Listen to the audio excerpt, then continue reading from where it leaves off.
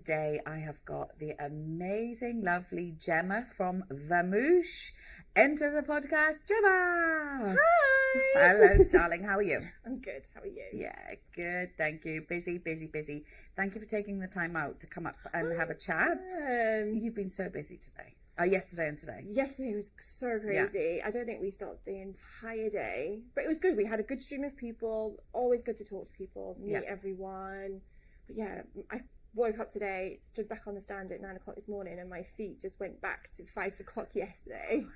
You're like so tired. Exactly. Right, Gemma, I want to talk to you about Vamoosh, right? Because it's a well-loved product. But just tell me about the journey Vamoosh has been on. So the company started around 2017. It started off with two friends, Dave and Tom. Yeah. Dave's background is in chemistry, and Tom has worked in the industry for a while. Yeah.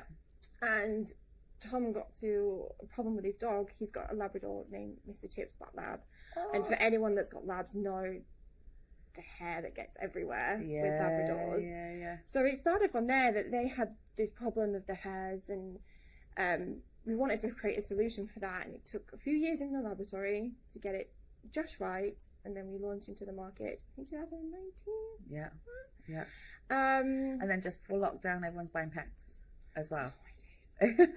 Everyone's buying pets, and everyone, I think, with lockdown just got into the cleaning mood. Yes. They were in that space constantly, and they wanted to feel at home all the time and make sure it was their space. And so I think having hair around them, they saw it more often. Yes. And so it just took off. We were so lucky. B&M took us, and it's just gone from there, really. Really lucky. Yeah, and I think it's one of those brands that it feels like it's been around longer than it has. It's strange, isn't it? Yeah. Like, it feels like we have been part of the community and the team or the fixture for a long time. And no, it's really a new technology. We've just won the Queen's Award for Innovation in 2022. Congratulations. Thank you. Very proud of that one. Yeah. And innovation is something that we want to do. We have a laboratory on site with us, so we're very close to the tech side of it, and that's what we want to continue doing. We've gone from developing innovative technologies on the Queen's Award, and that's what we're going for. That's amazing. So was it just, if you're a chemist, how did the testing sort of start? Was it just, trying it at home or in a lab? How did that all work? All lab based. Yeah. So they're doing lots of tests in the lab, tweaking the formulas. They'll get a certain amount of hair and test a control versus the new formula and see how it's working. I don't know specifically how many tests they've done, but I see the amount of tests that we do every day and keep on improving all the time, and making sure that it works, because we've got so many different types of dog hairs and human hairs, dog hairs, horse hair, cat hair, dog hair, everything. Rabbit hair, And does it work across all pets, or is it different ranges? How, what's the range there? No, it works across all. We found really good results on horsehair, for example, recently. If you look at the pack, it's got a cat and a dog on the front, but we've seen a lot more recently people doing horses, on the beds underneath where the saddle sits. Yes. So a lot of people have been using it on there. They just have to be careful with the material that the blanket's made from, but it's working pretty well on there as well. So people are finding more and more uses for us, which is great. Yeah. Oh, yeah, that's really good, because I used to work in the stables, and grooming is that's incredible. And so how does it work? So does it just break down the hair at a certain level? So inside the formula, we use active oxygen to break down the kind of proteins and the keratin that's in hair. So we were talking last night, and something like Olaplex will build the protein, the keratin back up. Yeah. Our formula breaks it down. Got it. That's how it works. It has to be used at high temperature. Yeah.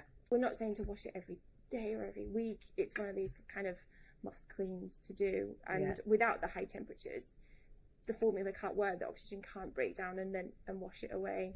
But I think that's right, because the product will last longer, right? So if it's a blanket, or if it's a cushion, or that whatever the hair is, you don't have to replace the product because it's just, you know, covered. Or so I think actually in the long run, yeah, exactly. It's more like you're saying, you can take care of beds longer, blankets longer. You're not having to replace it every time. You can look after stuff. Yeah. And if people aren't comfortable with washing their pet beds in the washing machine for multiple reasons, maybe their bed's made of, I don't know, whose dog's got a silk bed. Yeah. But if they don't want to wash a silk bed at a high temperature, yeah, then they can wash it and then use our washing machine cleaner as like a second step to clean all the hair out. Exactly. And that's what I also love. So there's tell me about the range and how do those two ranges differ? That's a really, really good point, actually. So we started off with the pet hair dissolver. Like I said, Mr. Chips, that's how it started out. But then I think early on this year, so maybe January this year, we launched our washing machine cleaner. Yeah. And it does everything that a deep clean washing machine does. Lime scale, odours, bacteria. But it has the added benefit of the hair dissolving technology. Yeah. So when people are washing at low temperatures these days because of the energy crisis, yeah, people just need to remember that the washing machine does need to be looked after. Yeah.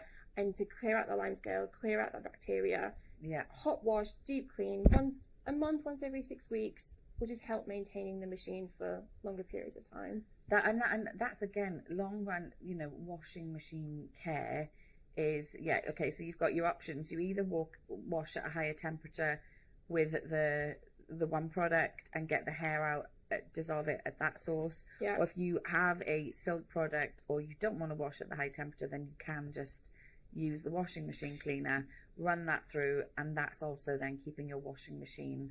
The washing machine does have to be used at a high temperature as well, but it's more a case of if the pet beds, you don't want to wash them at high temperatures. Yeah. Again, the formula needs to get that high temperature to work and work effectively. Yeah. If someone can't find the right setting or things like that, we've had several people call us, email us up about what happens if this or that, and we're more than happy to help out with what cycle to use on, or pre-wash, non-pre-wash. Contact us on Instagram. We're always there in the office. We can help out.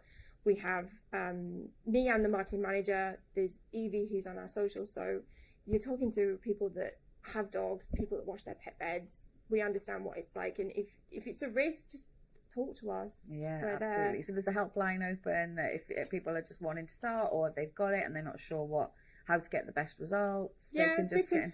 There's contact us on Instagram at Vamoosh Cleans, or we have email, which is on the pack info@careslaboratory.com. Yeah, perfect. I just think it's just like magic, you know, because that the pet is such a problem for the washing machine pipes, and you know it's just I think it's great. People genuinely go through owning a dog and owning a dog and just think this is the way it is. This is the way it has to be. Yeah. And it doesn't have to be. There is a solution out there. Yeah. And we're trying to get into more stores, and so we can get to those people and solve that problem. Yeah.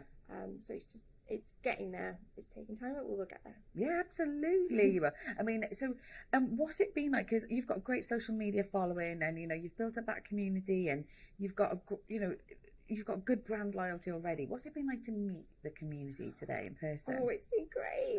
It genuinely has. I've been working in the cleaning category for 8 years, something like that, on various different brands, various companies, and there is no community like the cleaning community. Yeah. Like, genuinely, you can feel the love. You feel it through the cuddles. Yeah. And the genuine appreciation of sharing tips, and this is how I've done this, and this person's doing a great job. Yeah.